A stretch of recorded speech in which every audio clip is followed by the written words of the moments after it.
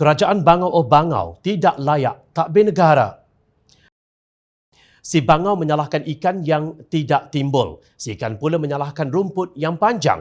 Begitulah asam garam dalam dunia politik longkang di Malaysia. Terutamanya mereka yang kini berada dalam kerajaan Tebuk Atap 2.0.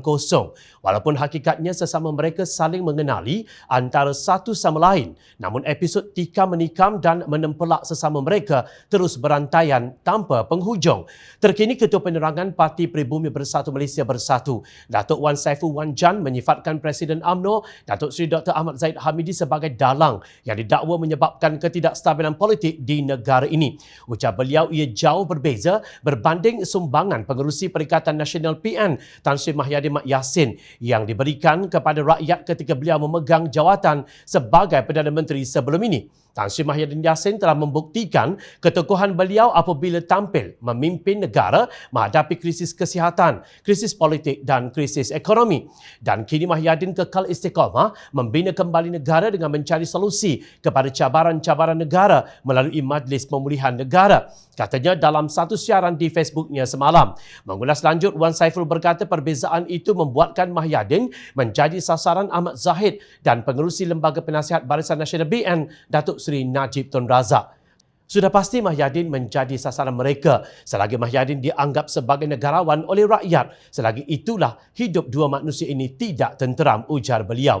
Dalam pada itu menurut Wan Saiful, Ahmad Zahid juga dalang di sebalik tekanan kepada Perdana Menteri Datuk Seri Ismail Sabri Yaakob. Ada siapa percaya bahawa Zahid tak akan rebut kuasa dari Ismail Sabri? Bodohlah. Sesiapa yang percaya Zahid betul-betul akan pertahankan Ismail Sabri, sindir Wan Saiful. Sekejap, Jom Channel tidak menyebelahi sesiapa dalam isu ini. Tetapi apa yang menarik adalah setahu kami ketiga-tiga tokoh yang ditimbulkan ini, seorang dikenali sebagai pengkhianat, seorang lagi dikenali sebagai bosku tak tahu malu dan seorang lagi pemakan rasuah yang kini dalam bicara.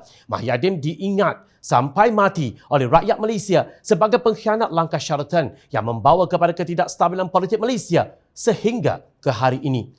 Ketokohan apa yang didakwa oleh Wan Saiful sehingga rakyat perlu menganggapnya sebagai negarawan? Mungkin Wan Saiful lupa Mahyadin dikenali sebagai bapa pengumuman khas, pencipta darurat dan sebagai seorang Perdana Menteri yang gagal sehingga dijatuhkan oleh UMNO Barisan Nasional melalui penarikan sokongan. Sewaktu Mahyadin bertungkus lumus membela nasib rakyat, Ahmad Zahid berpeluh di mahkamah bukan untuk negara tetapi sebab dituduh pelakuan jenayah seleweng duit. Selagi rakyat melihat Mahyadin sebagai negarawan, selagi itulah Ahmad Zahid kekal sebagai bakal banduan, ujar Wan Saiful. Pelik. Bersama bersekongkol dalam kerajaan Tebuk Atap kononnya demi negara dan rakyat, sehingga sanggup menjatuhkan kerajaan yang dipilih rakyat.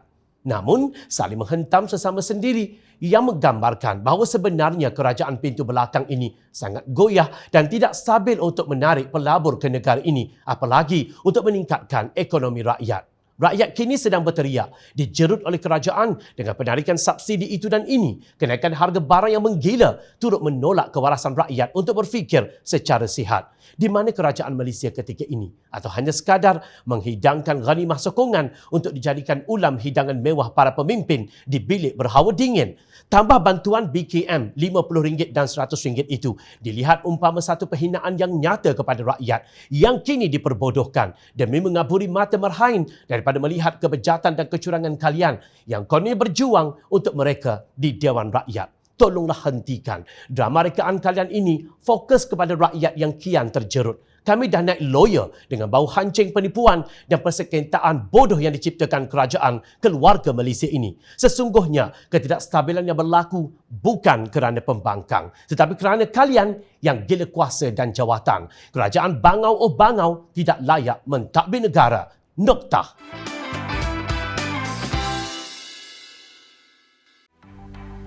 Mencari maklumat dan berita politik yang bebas, kupasan yang tepat, panas.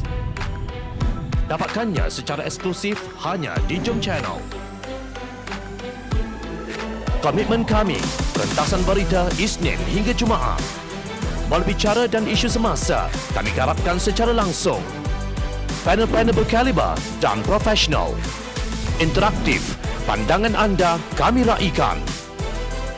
Jangan lupa bersama kami di setiap hujung minggu dalam edisi khas mingguan. Jom Channel, moving forward, sharing a new experience.